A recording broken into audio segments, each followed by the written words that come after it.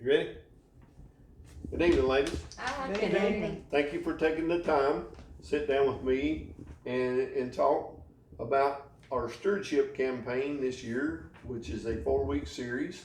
And it's gonna reflect in the thought of this is us, stories of stewardship. And each one of you has got tales that and things that you can talk about that it could go back years or it could be just months back or whatever. And I have a question that I'm going to ask, and you can answer it one at a time, or you can chime in and talk to one another and answer the question. But the question is, what have been or are some of the things that you do to grow in your faith?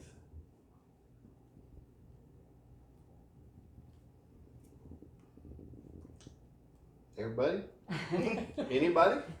Well, I try to do a daily Bible reading. I try to do that every day. I think that helps me. And Sunday school. I'm so tickled with our Sunday school class. We meet in here in the lounge, and Gina Schaefer is our teacher. Gina's going to be a minister, and she's really good. And we just take it chapter by chapter, and then we discuss it, and we all love it. So, if anybody's interested in being, learning about the Bible, that's a good place to start.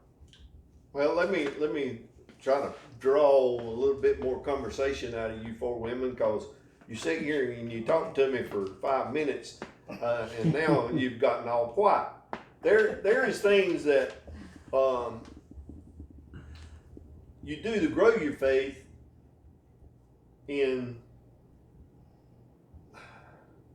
You donate your time for the where are you going this week? To Newton. Yeah. You're going to feed the hungry. Yes, we are. Okay. You go to Claremont Elementary School to fill backpacks. Right. You go halfway across the country to teach someone about anti-racism. Yep. That's what Tamara does. And you are here just about every church function that we have, doing something behind the scenes. Cleaning pews or fixing pew pads. Yeah, I mean, writing cards. And visiting. Visiting. She visits. You love She to does. visit. Yeah, that's the things that I want to hear in this video. Things that you love to do that a lot of folks don't know we're doing them as a church. And Denise. Usually I'll pack the quilts that the quilting mission makes. I start packing them in October and take them middle of November for them to be taken by Lutheran World Services up to Maryland, where they distribute the quilts to places that need them. Okay. So, and I usually try to take things to Family Guidance for the Domestic Violence House. Taken things from the church. Also, I've taken personal things.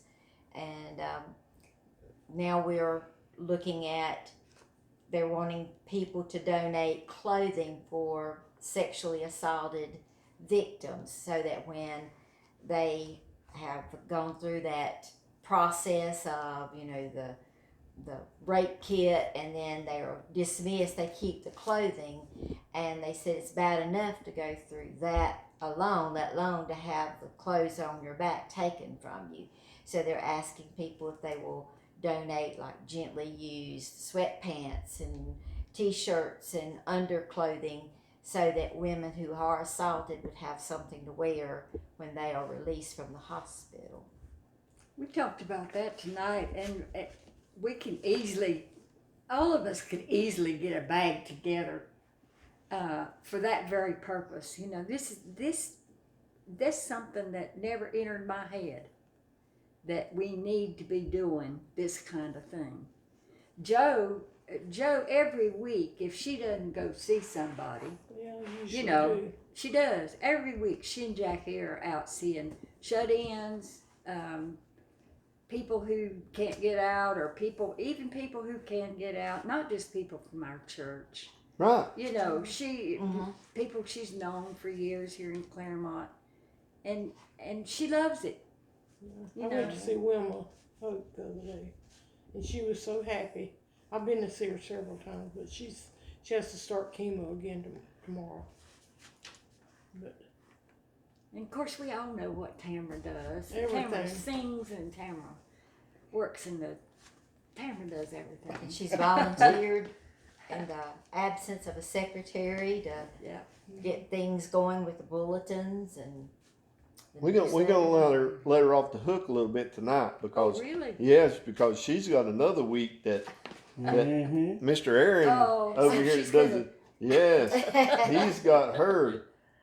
He's got her set up. Oh, really? Okay, yeah. But I do want to say, these women have been on the board ever since I think I've started being president, and Yeah. I know I've been president at least the whole time Pastor Gary's been here. Yeah. So they've all stuck in, and we have Bible study every third Tuesday, and then we also have another group that meets at night. So women, I think, do a lot around here. Yes, we do. Yes, I tried to get off the board. I said to Tamara, I've been on this board ever since I moved here. How do you get off this? And she said, It's for life. you can't. yeah, you know, you gotta die or something. Well, you Rita know. Busby's the one that asked me to get on it for a while. Can you imagine how long ago that's been? Yeah. I have one more quick question to ask, and I want this short and to the point from each of you.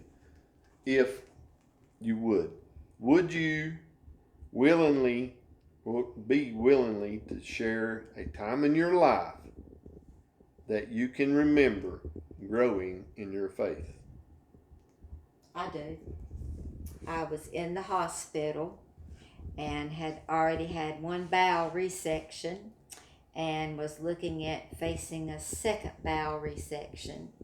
And I just put my faith in God, and I prayed, and everything worked out. That I didn't have to have the second bowel resection, that everything worked out and I was good to go. So that really, my faith really grew because I put my total faith that God would take care of it.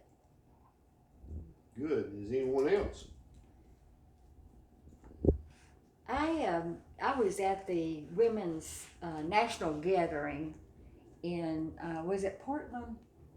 Seattle, No, it wasn't Seattle. Utah. No. When I found out about my brother's cancer, I knew my brother had had cancer and he had been operated on and they had gotten it all. And anyway, I called him when I was there in Washington or Oregon. And he found out that it was all over him then. And that day, I didn't go back to the meeting. I prayed all afternoon, and I really felt such a feeling from the Lord. It was just like everything is going to be all right. And I went through that for several years with my brother. Well, actually 2 years with my brother.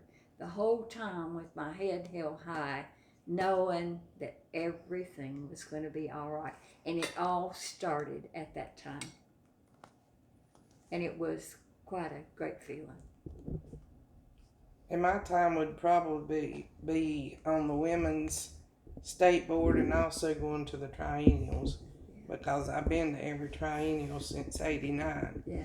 And if you've never been with a bunch of women, 4,000 or so, and everybody's singing and everything. It's just a different feeling than Yep. being at church. Because you're at church, but yet it's just more people, and it's just a great feeling to be there. All these women praising God and singing and Mm-hmm. carrying on all at the same time. That is quite an experience. It's very Yes. uplifting. Women of faith, I had quite an experience Empowering. at Women of Faith too. Yes. Okay, I thank you for your time. And Thank you, Terry. Thank Thank you. you, both of y'all. Yeah. you feel better, You're a don't you? good neighbor too. I come over and cut my trees down. We're done.